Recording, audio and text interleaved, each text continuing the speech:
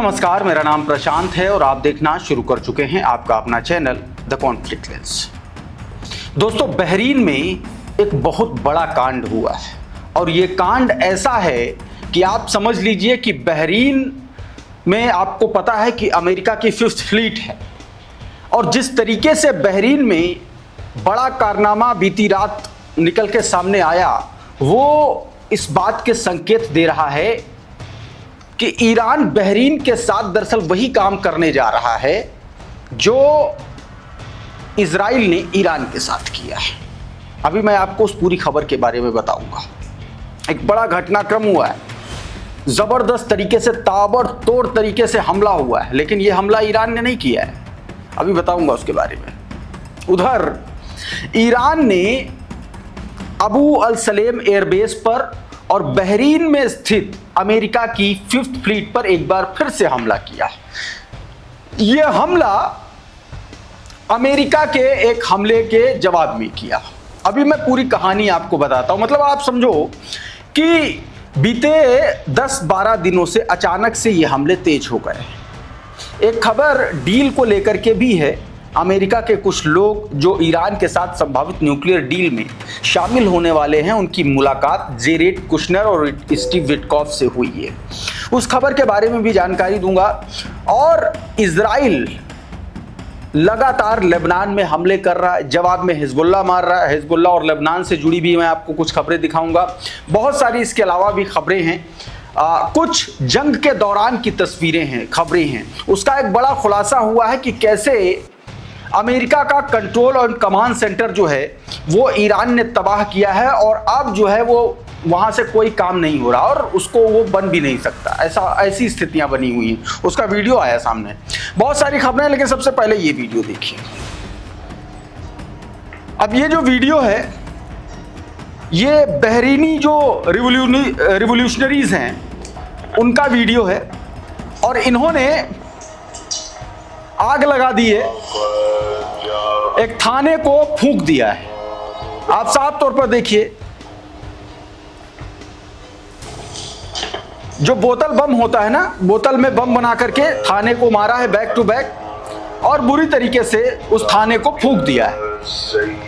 अब ये कार्रवाई की क्यों गई है? अब जरा इसी वीडियो में ये तस्वीर आप देखेंगे तो आपको समझ में आएगा कि ये जो दरअसल धर्मगुरु हैं, शिया धर्मगुरु और शिया समुदाय से आने वाले जो लोग हैं, उनको उनकी जिस तरीके से बहरीन में प्रताड़ना हो रही है, उसको लेकर के वहां पर लोगों ने ये सरकार के खिलाफ झंडा उठा लिया है और एक तरीके से आर पार के मूड में उतर आए हैं। मिंट प्रेस ने देखिए ये जानकारी दी that Bahrain revolutionaries target the security forces with Molotov cocktails. बताया गया कि ये मोलोटोव कॉकटेल्स के जरिए, मतलब जो बोतल वाले बम बना के हैं उनके जरिए जो है सिक्योरिटी फोर्सेस को निशाना बनाया गया।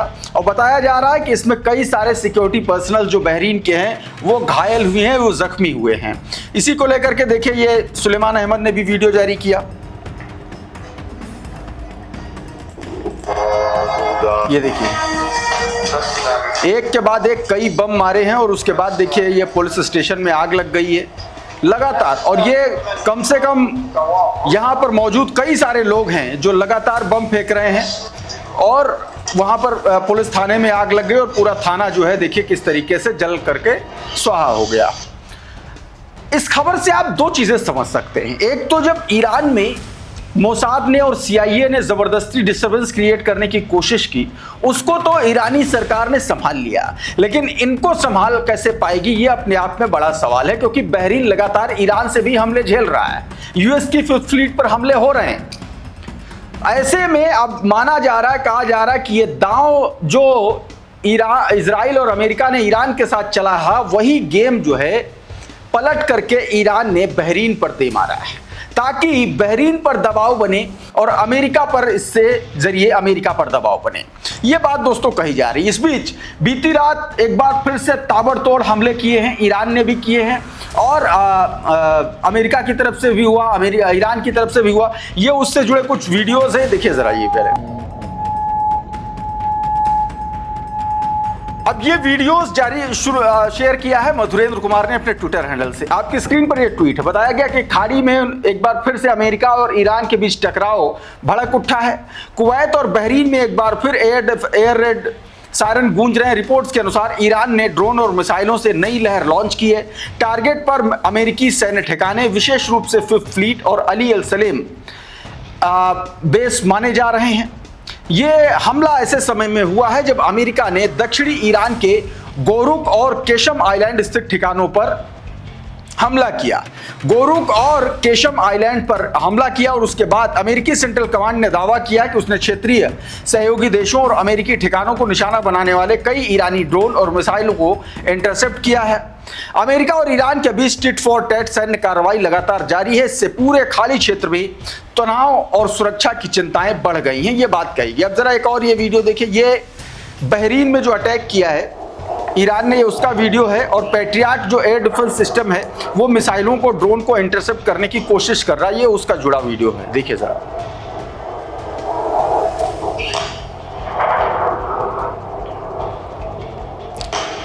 अब बताया ये जा रहा है, ये वीडियो आप देखते रहिए। बताया जा रहा है कि पैट्रियट बैटरियों से सरफेस टू एयर मिसाइलें दागी गई हैं। बहरीन के हवाई क्षेत्र में ईरानी बैलिस्टिक मिसाइलों को निशाना बनाया गया। इंटरसेप्शन के दौरान आसमान में कई विस्फोट देखे गए हैं। बहरीन में अमेरिकी फिफ्थ फ्लीट का मुख्यालय स्थित है। इससे इस क्षेत्र का एक तरीके से रणनीतिक महत्व और ज्यादा बढ़ जाता है। तो ये एक वीडियो मैंने आपको दिखाने की कोशिश की। इसको लेकर के ड्रॉप साइट ने भी कुछ वीडियोस जारी किए हैं। आपकी स्क्रीन पर देखिए, ये साइमल्टेनियसली दोनों वीडियो आप देखिए। एक तो बहरीन का है और दूसरा ये अबू अल सलेम जो अली सलेम जो एयरबेस है वहाँ उस जगह पर हमले की तस्वीरें हैं। ड्रॉप साइट ने इसको लेकर के जानकारी दी है। पूरा मामला क्या है वो मैं आपको बताता हूँ। आपकी स्क्रीन पर ये ट्वीट है, जरा देखिए इसमें क्या बताया गया। बताया गया था IRGC aerospace forces launch ballistic missile strike on the Ali Al Salem airbase in Kuwait, remaining facilities of the US Navy Fifth Fleet in Bahrain according to the statement from the guard published by FANSA। कहा गया कि IRGC की aerospace force ने Kuwait स्थित अमेरिकी airbase और Bahrain में अमेरिकी नौसेना ठिकानों पर बैलिस्टिक मिसाइलों से हमले किए। यह दावा IRGC द्वारा फॉक्स न्यूज के माध्यम से जारी एक बयान में किया गया।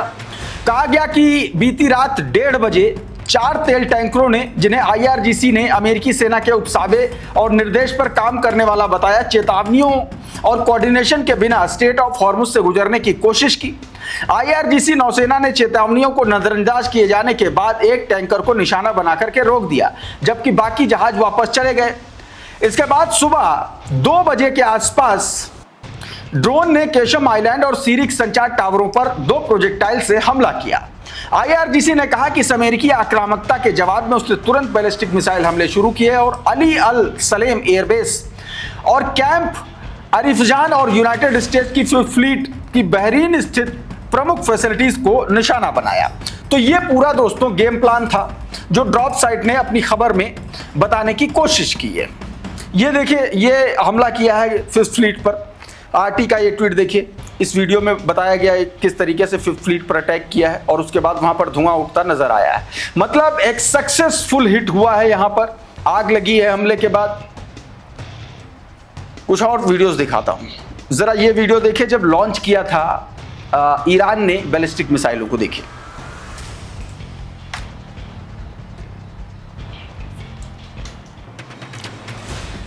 ये इस तरीके से बैलिस्टिक मिसाइलें लॉन्च की गई हैं कुवैत और बहरीन में।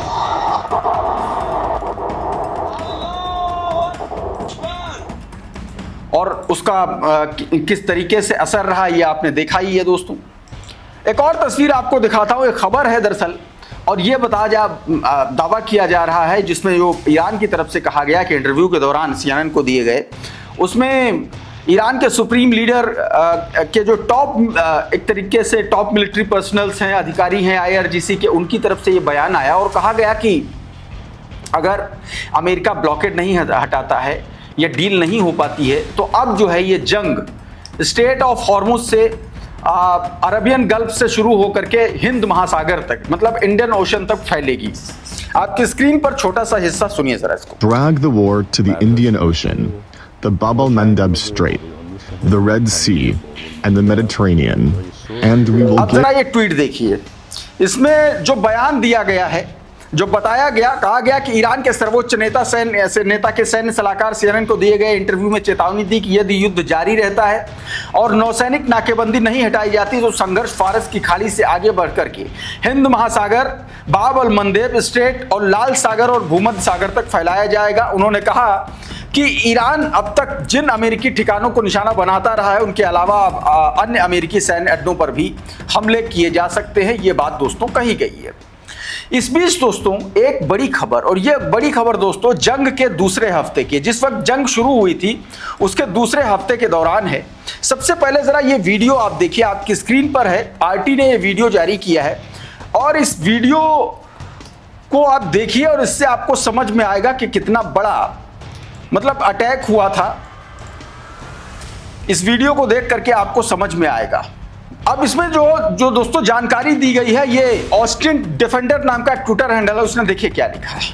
बताया गया कि रिपोर्ट के अनुसार ईरान द्वारा दागी गई बैलिस्टिक मिसाइलों ने युद्ध के शुरुआती दिनों में अल उबैद एयरबेस स्थित अमेरिकी वायुसेना के combined air operation centre CAOC को निशाना बनाया। बताया जा रहा है कि इस हमले के बाद कमांड सेंटर पूरी तरीके से तबाह हो गया, जो दशकों से अधिक समय तक मध्य पूर्व में अमेरिका हवाई अभियानों का संचालन करता था।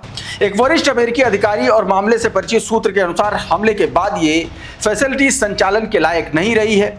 राहत की बात यह रही है कि हमले के समय इमारत उपयोग में नहीं थी, इसीलिए किसी अमेरिकी सैन्यकर्मी के हताहत होने की सूचना नहीं मिली। ये दोस्तों बीते दिन की खबर है और RT ने भी इस वीडियो को जारी किया है। देखिए जरा कितना बुरी तरीके से तबाह किया है। ये कंट्रोल एंड कमांड सेंटर था, जबरदस्त तरीके से ये अटैक हुआ था और उसमें देखिए पूरी तरीके से जगह जो है तबाह हो गई है। इसके बाकायदा वीडियोस अब निकल के सामने आ रहे हैं।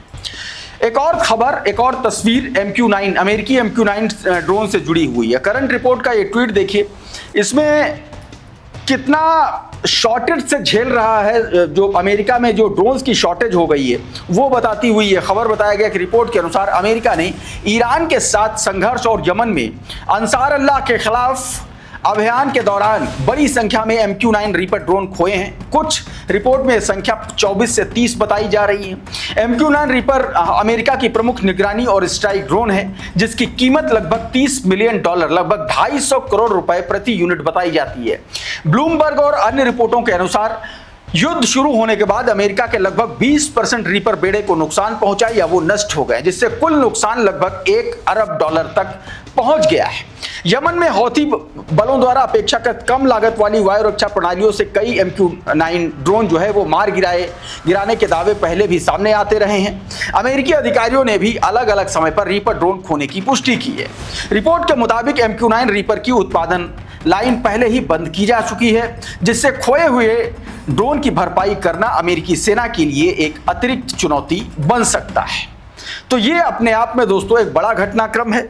उधर इजरायली हमले में लेबनान के एक बड़े सैन्य अधिकारी की मौत हुई है। यह उससे जुड़ी तस्वीर है और इस तस्वीर को क्रेडल ने जारी किया है। बताया है कि Israel has killed several Lebanese soldiers including an officer in Israeli air strike targeting a military vehicle on the Khardali Nabatieh road है जो, वहां पर यह घटनाक्रम हुआ। उसमें आर्मी व्हीकल को निशाना बनाया और इस घटनाक्रम में दोस्तों लेबनीज आर्मी के अधिकारी की मौत हो गई है। ये वो तस्वीर जो मैंने अभी आपको दिखाई, और इसके अलावा ये एक तस्वीर है और ये उस घटनाक्रम के बाद का वीडियो है जहां जब ये निशाना बनाया गया।